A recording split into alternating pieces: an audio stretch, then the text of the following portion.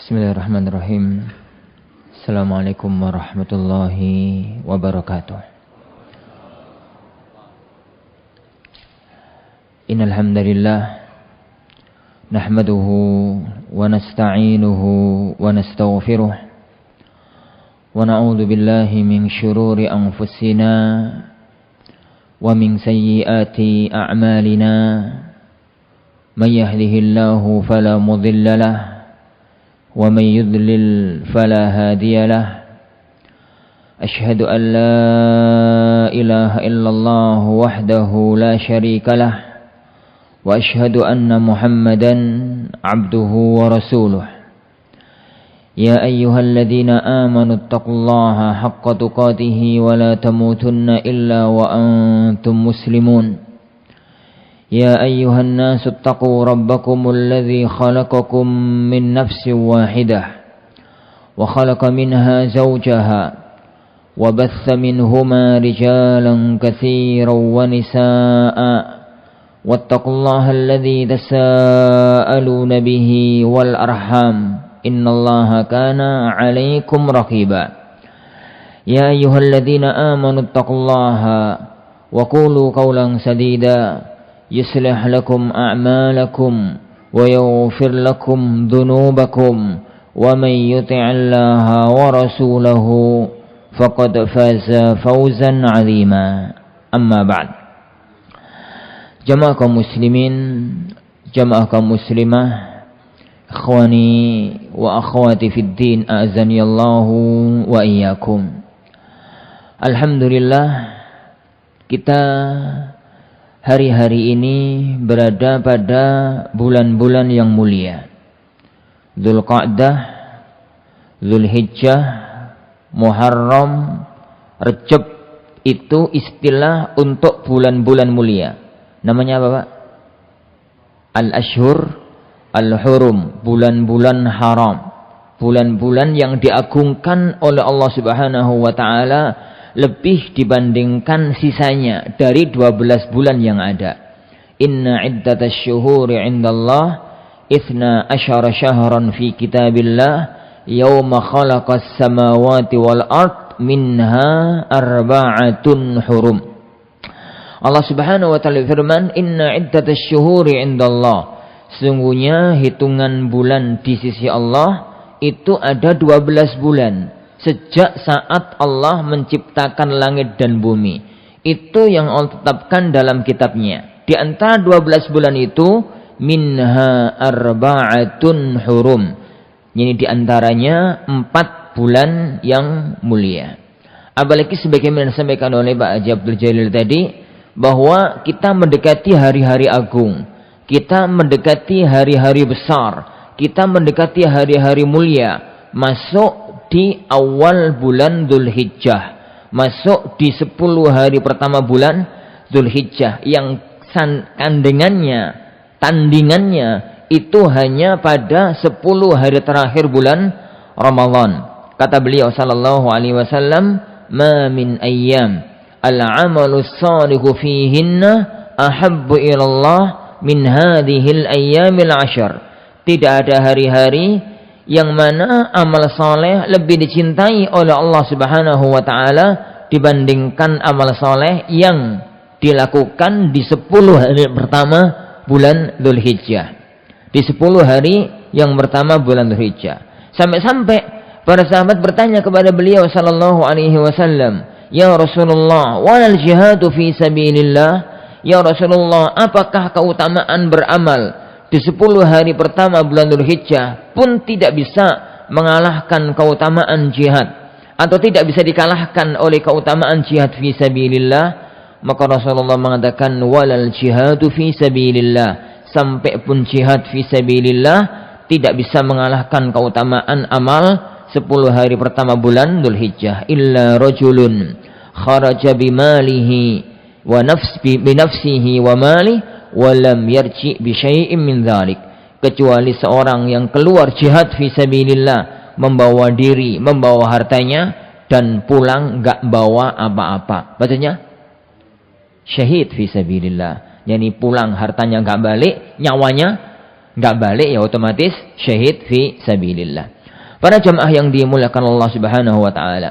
Insyaallah Subhanahu wa taala pertemuan kita di pagi hari berbarokah ini kita lanjutkan kajian kita yang kemarin, yaitu membaca Sahih Al-Imam Al-Bukhari rahimahullahu taala. Kita pada bulan yang kemarin masih pada bab yang pertama Sahih Bukhari, bab Bad'ul Wahyi. Bab bagaimana wahyu itu pertama kali turun kepada Rasulullah sallallahu alaihi wa ala alihi wasallam. Dalam bab yang sama, Imam Bukhari meriwayatkan satu hadis yang panjang yang perlu untuk kita fahami, yang perlu untuk kita mengerti makna dan kandungannya. Tapi karena hadis itu panjang, jadi 2 lembar dalam Sahih Bukhari itu, nek diwaca koyoke enggak nutut waktu nih. Jadi anak akan ringkas dengan bahasa kita. Ada 1-2 lafaz yang mungkin perlu saya baca Arabnya. Kalau tidak, maka saya bawakan dalam sebuah rangkaian cerita. Tapi cerita ini terdapat dalam awal-awal Sahih Bukhari di bab yang pertama, bab Kaifa Bad'ul Wahyi. Bagaimana wahyu itu turun pertama kali kepada Rasulullah sallallahu alaihi wasallam. Dalam riwayat Abdullah ibnu Abbas radhiyallahu anhuma, beliau menceritakan setelah peristiwa Sulhul Hudaybiyah, setelah peristiwa perjanjian Hudaybiyah, dan jenengan tahu perjanjian Hudaybiyah terjadi kapan, Pak? Terjadi tahun 6 bulan Dzulqa'dah. Yo pas ini, yo gak kepikiran tadi. Ternyata pas. Dzulqa'dah tahun 6 Hijriah bulan Dzulqa'dah. Itu terjadi satu peristiwa namanya perjanjian Hudaybiyah. Berawal dari mimpinya Rasulullah sallallahu alaihi wasallam bahwa beliau itu mimpi berangkat ke Mekah, yakni kemudian tawaf, kemudian sa'i, menjalankan ibadah umrah. Padahal sudah 6 tahun beliau terusir dari kota Mekah, otomatis nggak pernah lihat Ka'bah, otomatis nggak pernah menjalankan ibadah umrah, otomatis tidak pernah beribadah di sisi Ka'bah. Rasa rindu yang membuncah dalam diri Rasulullah SAW dan para sahabatnya, diceritakanlah mimpi itu, dan para sahabat tahu mimpinya beliau adalah wahyu. Dengan semangat membara, mereka pun berangkat dari Madinah menuju ke Mekah, bukan untuk perang, tapi niatnya untuk menjalankan ibadah umrah. Jalan kaki. Jalan kaki, Pak. Yo naik bis itu kan sekarang, apalagi naik pesawat. Jalan kaki. Ada yang naik unta, tapi roto-roto jalan kaki. Jenengan tahu dari kota Madinah ke Mekah itu pinten kilo? 450-an, kurang dikit, lebih dikit. Jadi 450-an kilo, Surabaya, Semarang, jalan kaki. Baik. Perjalanan dari kota Mekah, Madinah, menuju sampai di Mekah, jelang perbatasan kota Mekah, dari arah Madinah menuju ke Mekah, tanah halal terakhir sebelum masuk tanah haram itu kan namanya Hudaybiyah. Yang sekarang orang kalau umrah ke sana itu lihat apa, Pak? Peternakan unta. Biasanya Hudaybiyah itu adalah unta. Jadi perjanjian apa itu? Tanah terakhir sebelum masuk kota Mekah. Singkat cerita, mereka dicegat oleh orang-orang kafir, nggak boleh masuk, dan akhirnya terjadilah perjanjian damai. Namanya perjanjian Hudaybiyah. Salah satu di antara isi perjanjian itu adalah gencatan senjata selama 10 tahun.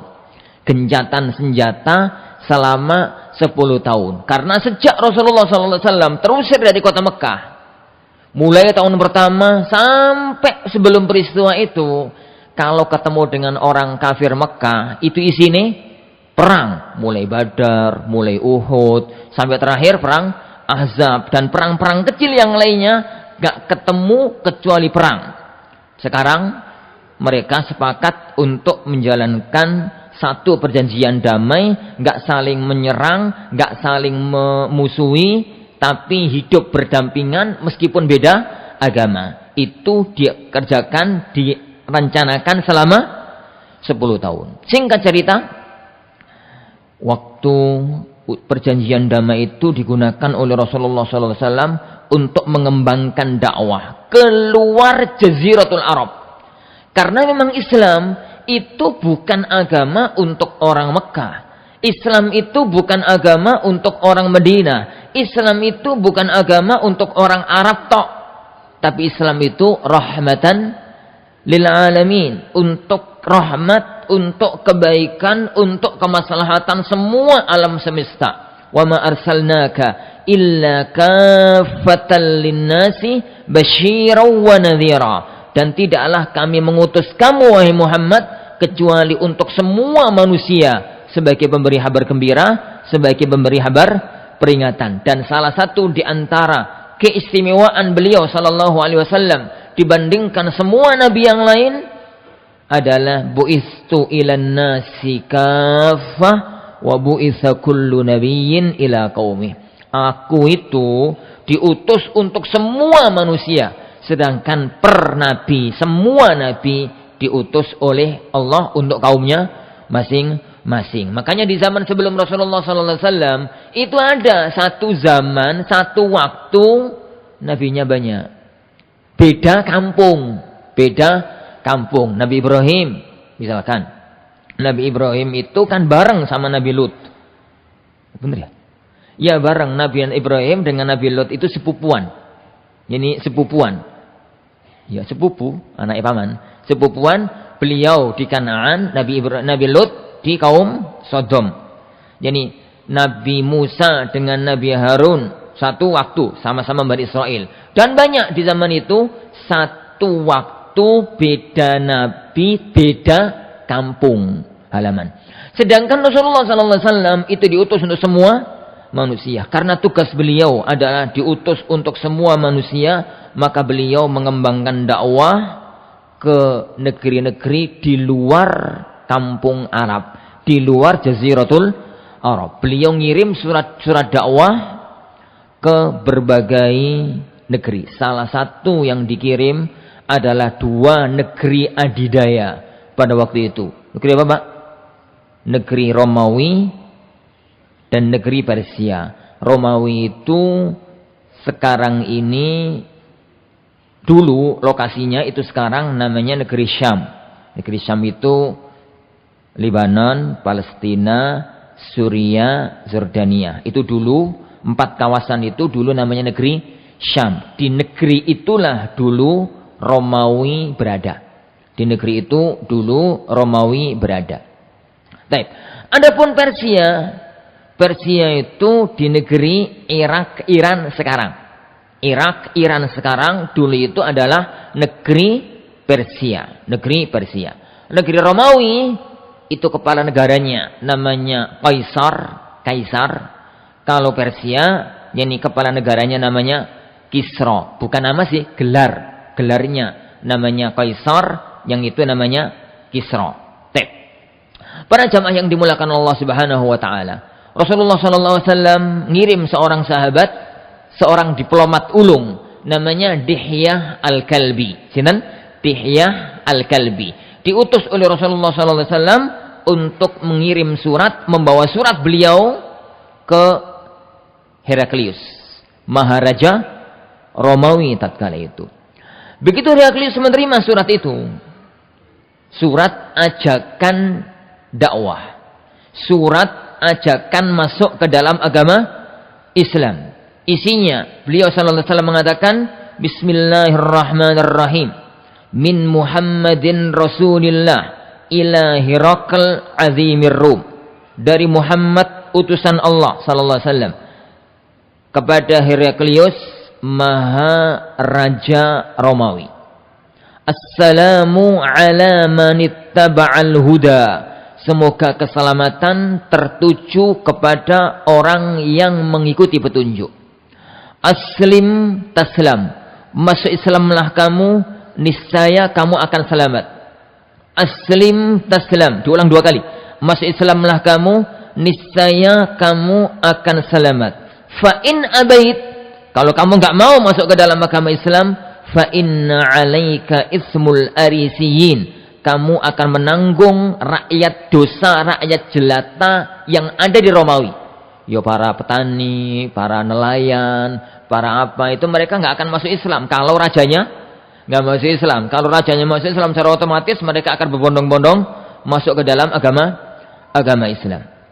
Baik, kemudian beliau menutup suratnya dengan firman Allah Subhanahu wa taala, "Ya ahlal kitabi, ta'alu ila kalimatin sawa'in bainana wa bainakum alla ta'budu illallah." Yani wahai ahlul kitab, yani kemari kepada satu kalimat yang itu sama ikrarnya antara kita dengan kalian semua, yaitu tidak menyembah kecuali hanya kepada Allah Subhanahu wa taala. Kenapa? Romawi itu negeri ahlul kitab, negeri Nasrani. Kebetulan Heraklius itu yo rojo, yo pendeta, yo rojo, yo ulamanya Nasrani, ulamanya Nasrani. Para jamaah yang dimuliakan Allah Subhanahu wa taala. Setelah surat itu datang, maka yang dilakukan Heraklius itu memastikan kebenaran surat ini. Bener toh sing ngaku dadi nabi ini, bener toh dia itu seorang nabi. Dari mana dia tahu itu seorang nabi apa tidak? Ingat, sudah sering kita ceritakan dalam banyak majelis kita bahwa saat Nabi Musa masih hidup, salah satu di antara ajaran utama beliau adalah menceritakan nanti jauh setelahku akan datang seorang nabi akhir zaman. Cirinya gini. Itu pula yang dikatakan oleh Nabiullah Isa kepada kaumnya. Dan itu yang dikatakan oleh semua nabi Bani Israel kepada kaumnya. Nanti akan ada nabi akhir zaman. Cirinya begini. Dan ciri itu detail sekali. Sampai Allah menggambarkan dalam surat Al-Baqarah, ya'rifunahu kama ya'rifuna abna'ahum. Orang-orang ahlul kitab, orang-orang Yahudi itu ngerti persis ciri nabi akhir zaman sebagaimana mereka ngerti persis ciri anak-anak mereka. Lah sinten jenengan sing gak kenal anake? Ya meskipun anake 20 ya kenal. Iki jenenge ini karakter ini sifat ini. Jadi mereka tuh sangat ngerti persis nabi yani akhir zaman. Dalam pertemuan kemarin kita ceritakan kisah Rasulullah pertama kali dapat wahyu. Setelah beliau pertama kali dapat wahyu, beliau itu dibawa oleh istrinya Khadijah menuju salah satu pendeta Nasrani. Sinten? Kemarin? Waraqah ibnu Naufal. Setelah Waraqah ibnu Naufal mendapatkan cerita bahwasanya beliau mendapatkan wahyu dari Jibril, maka apa yang beliau katakan? Ya laitani kuntu jaza'an idh akhrajaka qaumuk. Duh, seandainya aku masih kuat nanti, masih seger, masih kuat, masih muda, tatkala kamu nanti diusir oleh kaummu. Dari mana? Waraqah kok ngerti kalau Nabi Muhammad akan diusir oleh kaumnya? Ya begitu yang terdapat dalam Taurat, begitu yang terdapat dalam Injil, bahwa Nabi itu akan lahir di sebuah kota, akan diutus di kota itu, akan berdakwah di kota itu, tapi akan dimusuhi oleh kaumnya di kota itu dan akan diusir oleh kaumnya dari kota tersebut dan akan hijrah ke sebuah tempat yang banyak pohon kurmanya. Itu berita Taurat, itu berita Injil. Itu berita Taurat, itu berita Injil. Dan Heraklius ini raja sekaligus pendeta. Dia tahu persis ciri-ciri nabi akhir zaman, siapa itu nabi akhir zaman. Maka untuk memastikan kebenaran mengirim surat ini, dia minta untuk dipertemukan dengan orang sekampung dari yang ngaku jadi nabi itu, yang tatkala itu ada di negeri Romawi. Cari, ketemu. Kok ketemu? Gimana ceritanya Mbak kok ketemu? Kok bisa ketemu? Padahal Mekah, Madinah sama Syam itu 1000 kilo. Naik pesawat sak jam. Surabaya, Jakarta. Jadi, kok bisa ketemu? Zaman itu teman-teman sekalian, para jamaah sekalian, orang Mekah, orang Madinah itu punya kebiasaan dagang internasional. Yang Allah ceritakan dalam firman-Nya, li'ila fi Quraisy ila fihim rihlatash syita'i was-saif. Yani demi kebiasaan orang-orang Quraisy. Mereka itu punya kebiasaan perjalanan musim panas, perjalanan musim dingin. Perjalanan musim panas itu ke negeri Yaman. Perjalanan musim dingin itu ke negeri Syam. Untuk apa? Kelenceran, traveling. Boten, zaman itu belum kenal traveling. Mereka untuk perjalanan dagang. Mereka perjalanan dagang. Jadi orang-orang Mekah, orang-orang Madinah itu kalau mau perjalanan dagang, itu semua orang Mekah diumumkan, bulan depan kita mau berangkat. Semua titip. Ya ono sing titip kurma, titip ngene, titip ngene, titip ngene. Berangkat itu ya 200 ekor unta, 100 ekor unta, semua harta orang Mekah dibawa. Dipimpin oleh satu kepala rombongan, membawa pasukan 30, 40, 50 pasukan. Kok bawa pasukan barang? Di tengah perjalanan kan banyak perampok. Jadi kalau nggak bawa pasukan perang, itu yo kelibes nanti hartanya habis. 1 bulan persiapan dagang. Gitu nih. Kemudian berjalan, naik onta, bawa onta dari Mekah menuju ke Syam itu sebulan perjalanan. Melaku berjalan perjalanan. Jual barang 100-200 ekor onta isine. Itu kira-kira butuh berapa lama? Ya butuh 1 bulan, 2 bulan. Lagi entek. Lagi habis barangnya itu. Habis dapat duit, pulang. Ya mboten kanggo apa pulang. Mereka itu kulaan barang-barang Syam. Kulaan gandum, kulaan ini, kulaan ini, kulaan ini. Kulaan butuh waktu sebulan. Kulaan ini. Noto-noto dan macam-macam baru berangkat, pulang. Terus pokoknya PP setengah tahun deh. PP itu setengah tahun. Lah, tatkala mereka berada di negeri Syam itu, tatkala itulah suratnya Rasulullah SAW itu datang. Kebetulan tatkala itu yang dagang, rombongan dagang itu dipimpin oleh Abu Sufyan. Akhirnya Abu Sufyan radhiyallahu an. Tapi ini pada waktu itu beliau belum masuk Islam. Abu Sufyan radhiyallahu an, beliau itu dipanggil oleh Raja Heraklius dan kemudian diadakan tanya jawab bersama teman-teman rombongan dagangnya. Singkat cerita, dalam dialog itu Heraklius mengatakan, saya menerima surat dari orang dari negeri kalian. Dia ngaku jadi nabi. Saya akan menanyakan sesuatu kepada kalian, jawab dengan jujur. Jawab dengan jujur. Ini pertanyaan itu. Heraklius mengatakan, hal huwa dzu nasab? Apakah yang ngaku jadi nabi itu orang yang nasabnya terhormat? Silsilah keluarganya itu keluarga terhormat? Abu Sufyan mengatakan, iya, dia orang terhormat. Kenapa mereka? Rasulullah itu dari Quraisy, bukan sekedar Quraisy. Rasulullah itu dari Bani Hashim. Bani Hashim itu darah birunya Quraisy. Yo darah biru apa yo? Jadi bangsawannya Quraisy. Gitu. Quraisy itu bangsawan. Lah inti dari bangsawan Quraisy itu 2, Bani Mahzum sama Bani Hashim. Rasulullah SAW dari Bani Hashim. Lalu Heraklius meneruskan, apa ada orang sebelum dia yang pernah ngaku jadi nabi di negeri kalian? Maka Abu Sufyan mengatakan belum ada. Yani belum ada. Belum ada satupun orang yang ngaku jadi nabi di negeri kami sebelum dia. Karena di kota Mekah, sejak Nabiullah Ismail alaihi salatu wasallam meninggal dunia, belum pernah ada orang yang ngaku jadi nabi sampai zaman Rasulullah sallallahu alaihi wasallam. Padahal di negeri Syam, di negeri Bani Israel, Nabi Ismail itu kan selevel dengan Nabi sinten?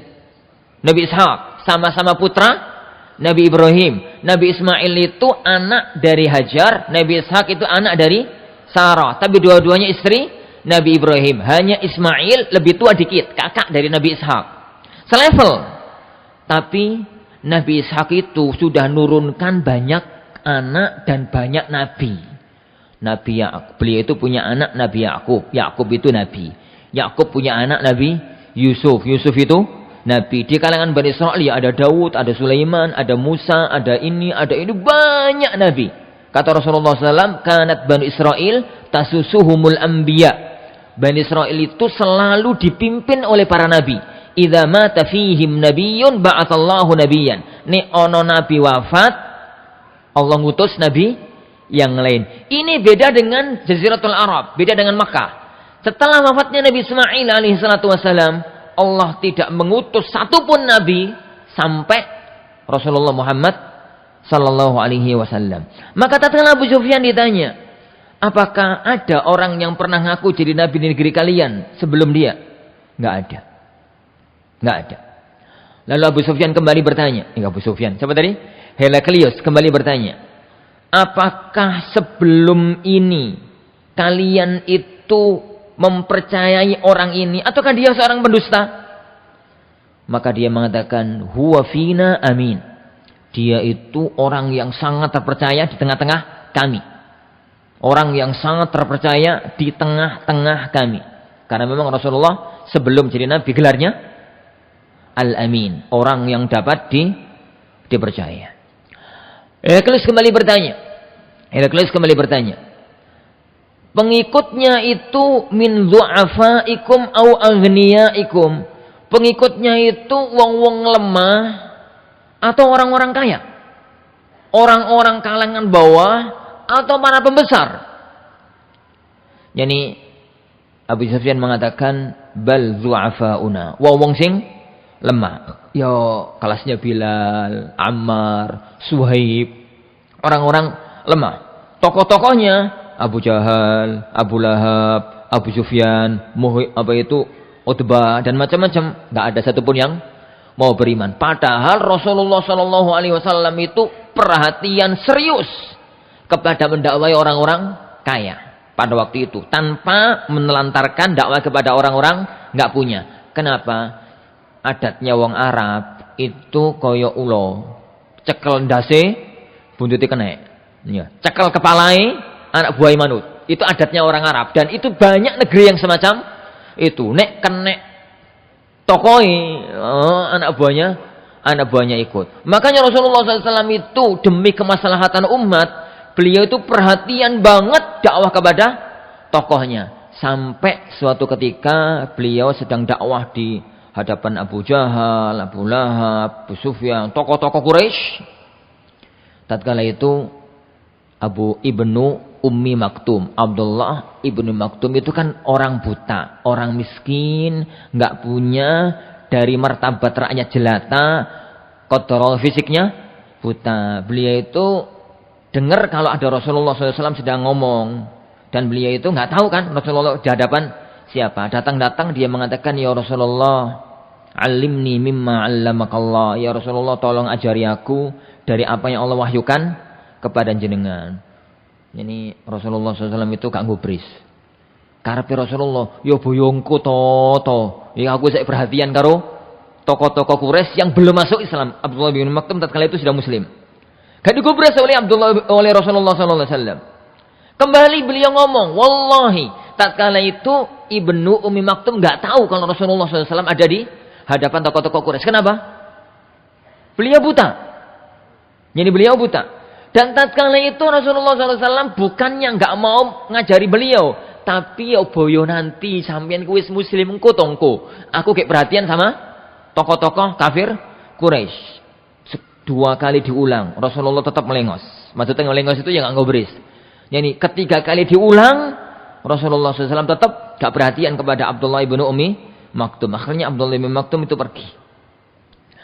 Turunlah firman Allah Subhanahu wa taala, abasa wa tawalla an ja'ahul a'ma wa ma yudrika la'allahu yazzakka aw yadhakkara fayanfa'uhu dzikra amma man istaghna fa anta lahu tasadda wa ma 'alaika illa an yazzakka.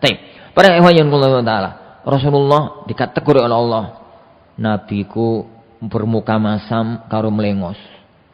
Tatkala datang kepadanya orang buta, apa dia nggak tahu bisa jadi orang buta ini datang untuk mensucikan diri. Adapun wong sing sugih, kamu itu perhatian banget, padahal kamu itu nggak ada tugas untuk mereka itu menjadi orang yang muslim.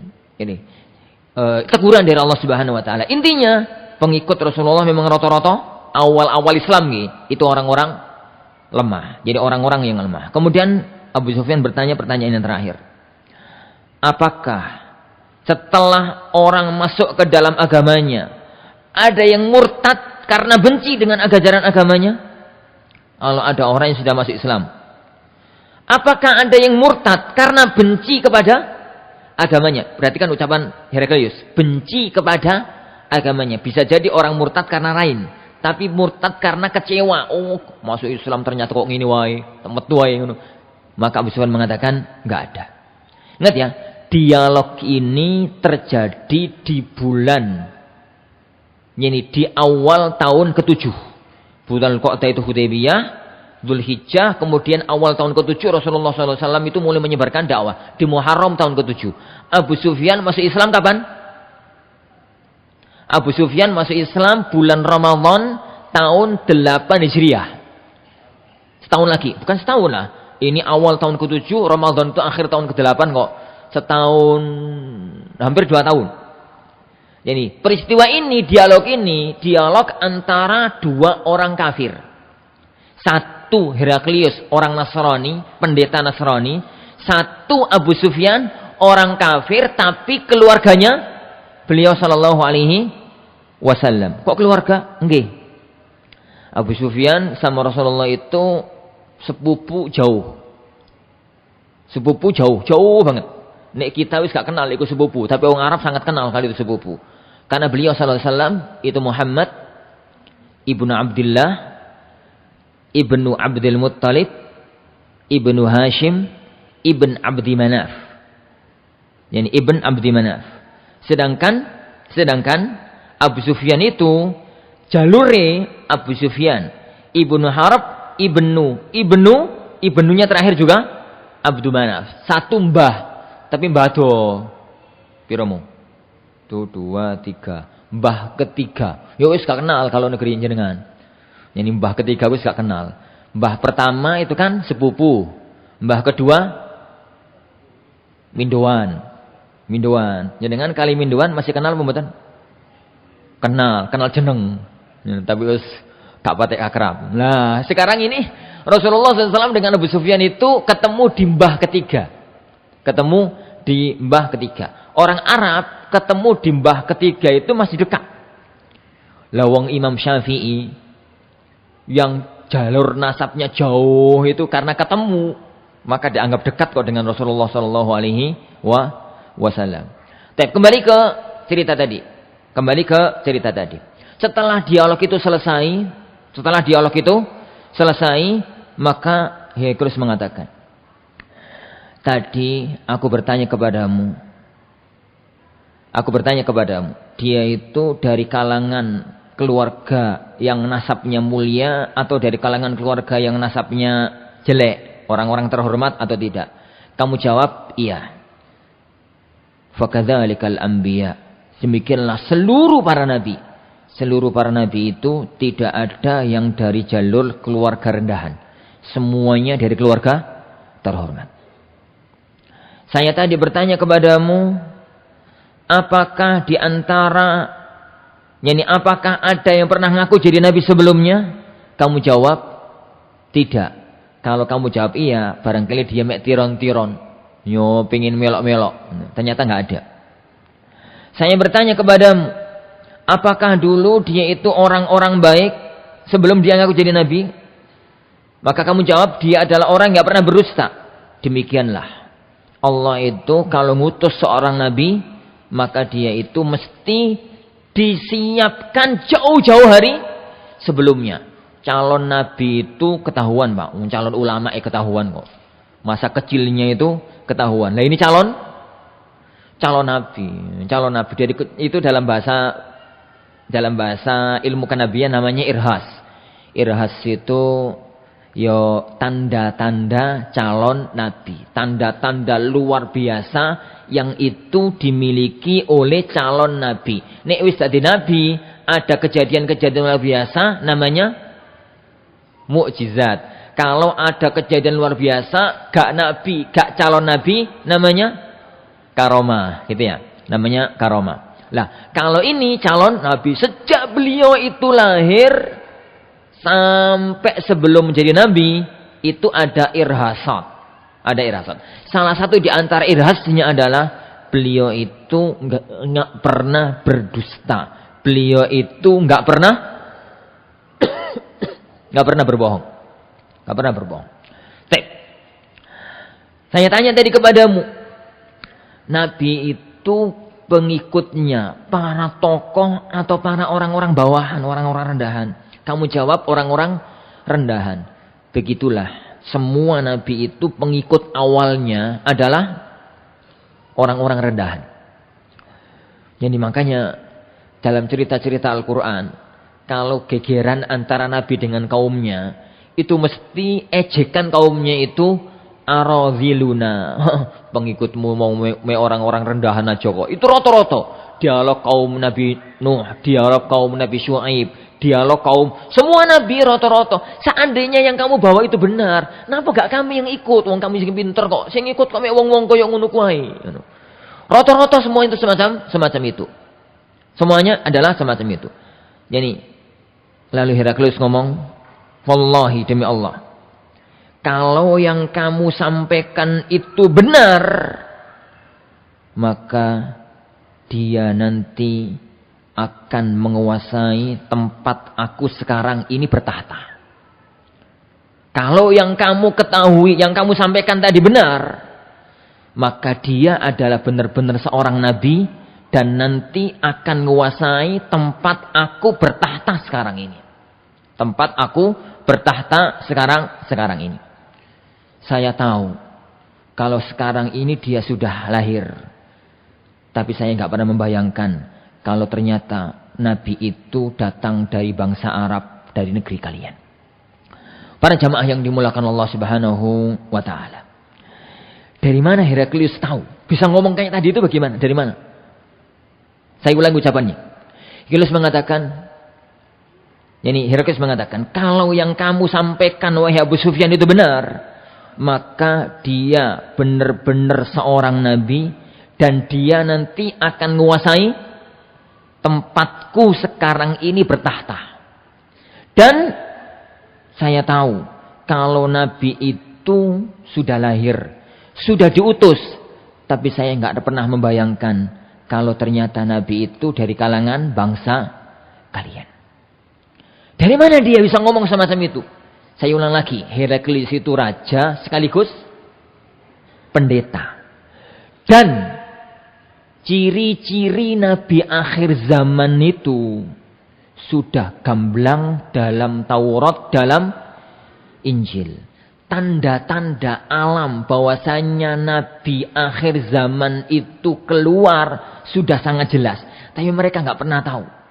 Jadi mereka itu nggak pernah tahu. Dalam satu riwayat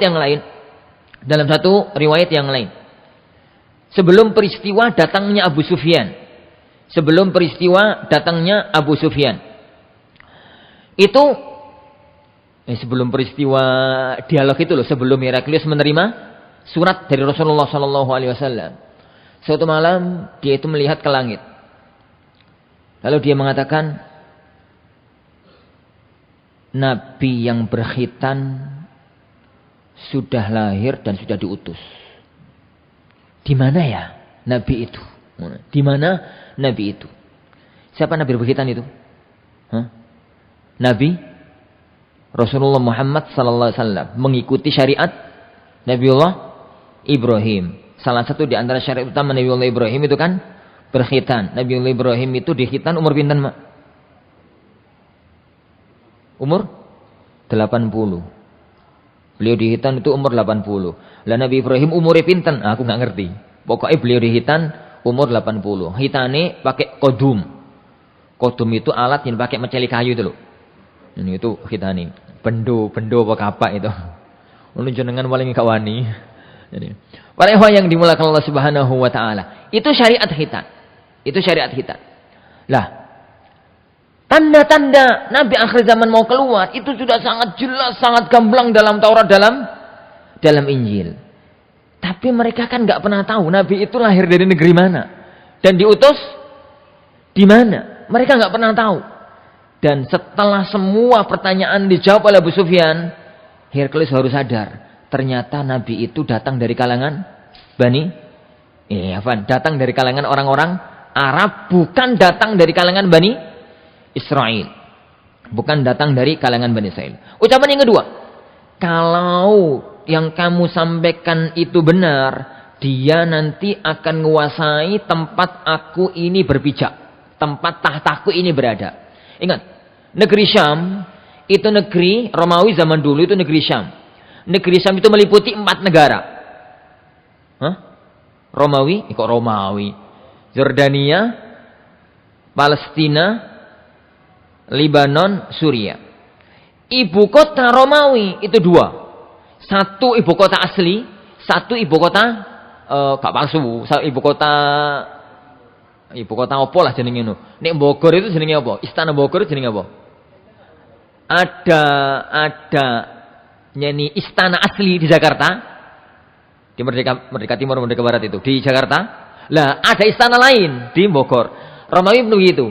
Ada istana asli, tempat raja tinggal, tempat mengendalikan pemerintahan itu di Damaskus. Zaman itu ya. Tapi ada istana lain.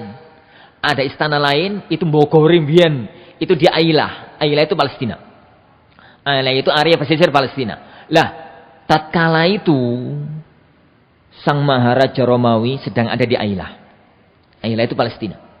Jadi, kalau yang kamu sampaikan itu benar, Nabi itu nanti akan menguasai tempat aku berpijak. Dari mana? Ya memang begitu berita Taurat, begitu berita Injil. Nanti Nabi akhir zaman itu akan menguasai Baitul Maqdis. Dan Rasulullah SAW mengatakan, tanda-tanda hari kiamat adalah dikuasainya Baitul Maqdis. Tapi nggak langsung. Kapan Baitul Maqdis dikuasai oleh kaum muslimin? Kapan Baitul Maqdis dikuasai oleh kaum muslimin? Bahwa tatkala peristiwa yang saya ceritakan ini, itu Baitul Maqdis masih dikuasai oleh orang-orang Romawi, orang-orang Nasrani. Kapan masuk dalam wilayah kekuasaan kaum muslimin? Di zaman Umar bin Khattab radhiyallahu an, tahun 8 Hijriyah. Tahun 8 kok Hijriyah? 18 kok 8. Tahun 18 Hijriyah, seingat saya. Jadi jauh setelah peristiwa. Ini terjadi pada tahun 6 atau tahun 7. Yani Baitul Maqdis dikuasai oleh kaum muslimin terjadi pada tahun 18. 11 tahun baru terwujud. Terwujud. Dan memang benar akhirnya Baitul Maqdis dikuasai oleh kaum muslimin. Sekarang dikuasai kembali oleh orang-orang Yahudi. Yakinlah, suatu ketika Baitul Maqdis akan kembali jatuh wilayahnya ke tangan kaum muslimin dengan kokoh. Kenapa? Begitu yang Rasulullah sabdakan. Hanya siapa orang itu?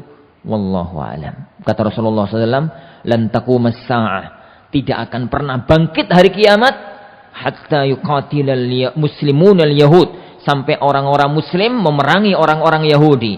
Fayaqtulul muslimun al-yahud, orang-orang muslim membantai orang-orang Yahudi. Akhirnya orang-orang Yahudi bersembunyi di balik batu, bersembunyi di balik pohon. Bersembunyi di balik batu, bersembunyi di balik pohon. Hadis ini dalam Sahih Muslim. Tiba-tiba tatkala itu ada keajaiban. Batu dan pohon itu bicara. Batu dan pohon itu berbicara. Ya Muslim, ya Abdullah, ta'ala warai Yahudiyun fata'ala faktul. Di belakangku ada orang Yahudi. Ono sing jintel di belakangku. Kemari bunuhlah dia. Illa syajaratul gharqat, kecuali satu pohon. Namanya pohon gharqat. Itu gak ngomong. Ini kong-kali-kong sama orang Yahudi. Ini gak ngomong. Fa innahu syajarul yahud, karena itu pohon Yahudi. Dan keajaiban sejarah, pohon yang paling banyak ditanam di negeri Yahudi itu saat ini adalah pohon gharqat. Pada pohon gharqat itu uang enggak, teduh enggak. Jadi berbuah enggak, teduh yo enggak. Bentuknya jelek, berduri pisan. Kalau antum mau jenengan mau tahu pohon warqat, tanya Mbah Google. Kamu ngerti Mbah Google itu? Ini tulis saja alif, lam, ghin, ra, qaf, dal. Nah, mesti keluar gambari itu pohon warqat. Itu pohon warqat. Saya mana tadi cerita begini. Jadi semacam itu pasti dikuasai. Dan memang itu kejadiannya. Akhir dari peristiwa itu sudah ya. Akhir dari peristiwa itu jamaah kaum muslimin yang dimuliakan Allah Subhanahu wa taala, tatkala Rasulullah sallallahu alaihi wasallam mengirim surat itu, maka Heraklius membaca suratnya. Surat yang tadi saya baca di awal. Di hadapan para pembesar, di hadapan para menteri, di hadapan para panglima, para senopati, para tumenggung istana. Mereka dikumpulkan, tapi sebelum dikumpulkan, mereka setelah dikumpulkan itu semua pintu ditutup. Dibacakan, kemudian dia mengatakan, ini datang surat dari seorang nabi. Kalau kita mau mengikuti, kita akan selamat. Kalau kita tidak mau mengikuti, negeri ini akan hancur di tangan mereka. Jadi, ternyata tidak ada seorang pun yang mau beriman. Jadi anak buah itu, para panglima, para menteri itu mau keluar. Mau kudeta lah istilahnya ngono. Akhirnya Heraklius mengatakan, tenang. Aku mengatakan yang saya katakan tadi hanya ingin menguji iman kalian. Ternyata kalian kokoh dalam keimanan sebagai orang Nasrani, maka kita tetap beragama dengan agama Nasrani. Akhirnya dia meninggal dunia dalam kondisi masih kafir, dalam pendapat yang terkuat di antara pendapat para ulama. Para jamaah yang dimuliakan Allah Subhanahu wa taala. Faedah terakhir, ini berapa menit lagi? Syuruk.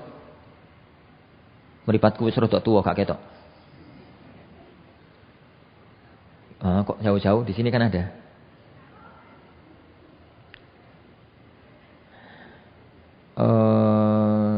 Satu menit yang lalu waktu terbit. Baik. Berarti 5 menit lagi. Para jemaah yang dimuliakan Allah Subhanahu wa taala. Cerita yang panjang lebar tadi saya ceritakan, yang enggak sempat baca teks Arabnya karena terlalu panjang. Apa yang kita ambil faidah tentang masalah kenabian? Pertama, Islam ini memang bersumber dari Mekah Madinah, tapi bukan agama Arab.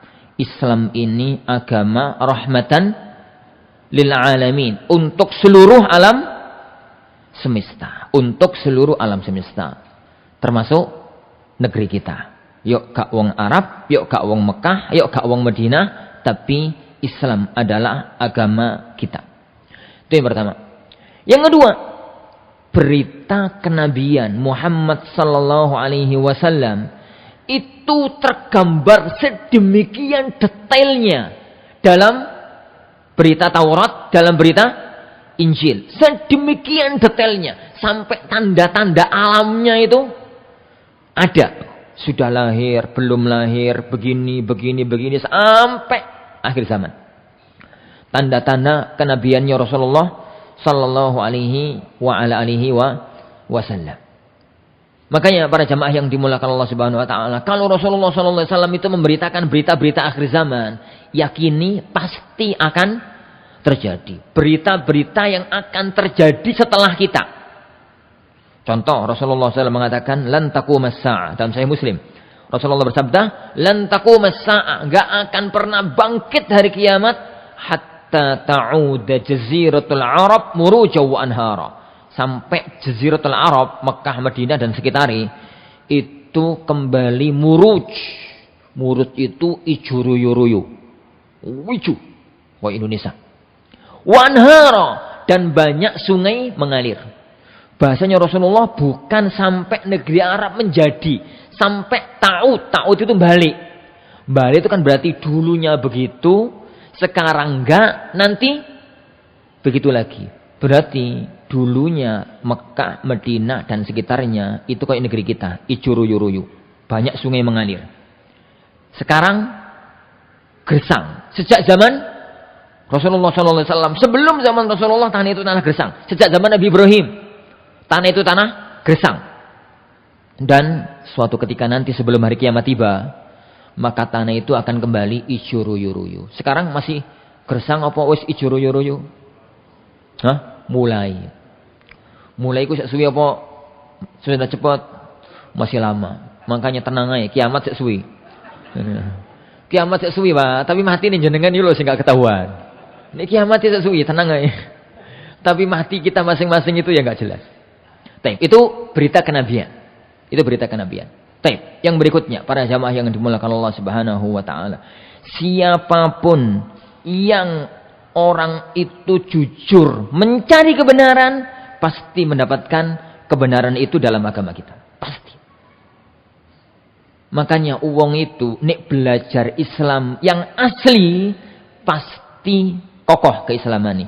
Tapi nek melihat Islam itu lewat muslime, embuh. Dalam arti enggak jelas. Makanya para jemaah sekalian, enggak ada orang non-muslim masuk Islam karena diiming-imingi duit. Rata-rata wong non-muslim masuk Islam itu karena ya pendetanya, ya biarawatinya. Karena mereka belajar Islam, maunya itu merusak Islam, ternyata masuk Islam. Tapi ini wong muslim murtad iku rata-rata muga imi. Dikai imi kaya opo. Kenapa? Islam ini pasti. Allah mengatakan ja'al haqqu wa zahaqal batil. Nek wis datang kebenaran, pasti kebatilan itu akan hingas. Innal batila kana zahuqa. Kebatilan itu pasti akan hancur. Kebatilan itu pasti akan hancur. Terakhir tentang Heraklius. Heraklius itu muslim atau tidak diperselisihkan oleh para ulama. Tapi pendapat yang terkuat, Heraklius itu kafir, mati kafir. Padahal dia itu yakin seyakin-yakinnya kalau Muhammad itu seorang nabi. Dia sendiri yang mengatakan kalau itu benar, maka dia akan menguasai negeri aku berada. Tapi kenapa kok nggak mau masuk Islam? Kalah karo kekuasaan. Kalah karo kekuasaan. Makanya jangan jadikan perkara yang lain penghambat keimanan, penghambat kebenaran. Orang tidak mau mengikuti kebenaran para jemaah sekalian, itu banyak faktor. Ono sing faktore kaya Heraklius, kalah karo kekuasaan. Aku nih masuk Islam ada di rakyat, ora dadi raja neh. Ada yang faktor iri, dengki, kabilah. Contoh ini sinten? Abu Jahal. Abu Jahal itu yakin seyakin-yakinnya kalau dia itu, kalau Rasulullah itu seorang nabi. Tapi kenapa dia nggak mau jadi nabi? Gara-gara nabi itu dari Bani Hashim, dia dari Bani Mahzum. Itu tok. Lucu sebenarnya Abu Jahal itu. Maka dinamakan Abu Jahal. Abu Jahal kan bapak wong goblok. Jadi Jahal kan bodoh. Bapak wong bodoh. Padahal dia itu wong cerdas, jenius. Sebelum dia digelari oleh Rasulullah Abu Jahal, dia itu lakopnya, gelarnya adalah Abul Hakam, wong pinter. Tapi gara-gara koyok ngono kok gak masuk Islam, maka dia digelar Rasulullah Abu Jahal. Ada orang gak mau masuk Islam gara-gara saingan turunan. Rata-rata orang Yahudi gak mau Islam gara-gara ini. Yo ternyata kok anak Ismail gak anak Ishak gitu. Jadi kan ya biasa lah, Pak. Nih wong lanang ndek bojo loro kok anak saingan ae. Wis biasa, makane jenengan aja tiron-tiron. Kecuali bener ya, Wan. Kecuali bener Rasulullah SAW itu jadi istrinya banyak tapi bener. Jadi ini gak bener ya aja. Jadi para jamaah Allah Taala, anak keturunan Ismail sama anak keturunan Ishak itu saingan aja. Tatkala Nabi akhir itu datang dari anak keturunan Ismail, anak keturunan Ishak nggak mau masuk Islam. Ada yang lebih lucu, nggak mau masuk Islam gara-gara sakit hati. Sinten? Siapa? Gara-gara lara hati tok. Siapa? Abu Lahab. Abu Lahab itu paman dari Rasulullah Shallallahu Alaihi Wasallam. Tapi nggak mau masuk Islam kan gara-gara lara hati. Tatkala Rasulullah mengumpulkan kaum Quraisy, wahai Bani Abdul Manaf, wahai fulan kumpullah. Dikumpulkan jadi satu. Rasulullah di atas bukit sofa, beliau mengatakan, wahai sekalian umat manusia, seandainya aku katakan di belakang bukit ini ada pasukan perang siap menyerang kalian. Kalian percaya? Mereka mengatakan, kami tidak pernah mendapati kamu itu berdusta. Lalu beliau mengatakan, kalau begitu aku sampaikan kepada kalian, aku adalah utusan Allah untuk kalian. Nawasu Abu Lahab. Dia mengatakan, Tabballaka ya Muhammad alihada jama'tana. Celaka kamu wahai Muhammad, gara-gara urusan kayak gini tuh kamu woro-woro kita suruh kumpul itu. Pada waktu Abu Lahab ngomong semacam itu, turunlah firman Allah, tabbat yada Abi Lahab wa tab, sampai masat dia. Abu Lahab loro hati. Karena sakit hati dia menjadi pimpinan, yakni penentang agama Islam. Yang lebih lucu lagi Abu Thalib. Abu Thalib itu yok pamane, yok pengasuhi beliau sallallahu alaihi wasallam. Enggak mau masuk Islam gara-garai takut diarani pelin-pelan. Jadi pimpinan gak jelas, wingi tahu saiki tempe. Ini kemarin yang beragama ini, sekarang beragama ini. Itu tok sebenarnya. Makanya Abu Thalib itu mengatakan, laula makhafatu qaumi, seandainya bukan karena khawatir dicela oleh orang-orang kaumku, aku itu yakin seyakin-yakinnya bahwasanya inna dina Muhammadin khairu dinil bara'i, inna dina Muhammadin khairu al baraya dina. Sungguhnya agama Muhammad itu adalah agama manusia yang paling bagus. Yakin. Tapi gara-gara ini semacam itu. Bersihkan jiwa ya kawan. Bersihkan hati, bersihkan jiwa untuk menerima kebenaran, berjuang untuk mendapatkannya. Niscaya kita akan mencapai apa yang diinginkan oleh Allah Subhanahu wa taala untuk kita semua. Wallahu alam. Ini singkat dari sekilas dari hadis panjang yang ana ceritakan tadi. Mudah-mudahan kita bisa mengambil ibrah bahwa kebenaran itu kepastian, tapi akan saja ada orang-orang yang mereka itu tidak mau untuk menerima kebenaran, alasannya apapun. Jangan sampai kita menjadi orang-orang semacam mereka. Pokoknya ikhlas, berjuang untuk mendapatkan dan mengamalkan kebenaran, pasti kebenaran itu akan sampai kepada diri kita masing-masing. Walladzina jahadu fina lanahdiyannahum subulana. Orang-orang yang berjuang dalam agama kami, pasti kami akan tunjukkan ajaran agama kami. Wallahu a'lam bishawab. Kita akhiri majelis kita. Subhanakallahumma bihamdik, asyhadu an la ilaha illa anta, astaghfiruka wa atubu ilaik. Wa sallallahu wa sallama wa baraka ala nabiyyina Muhammad. Assalamualaikum warahmatullahi wabarakatuh.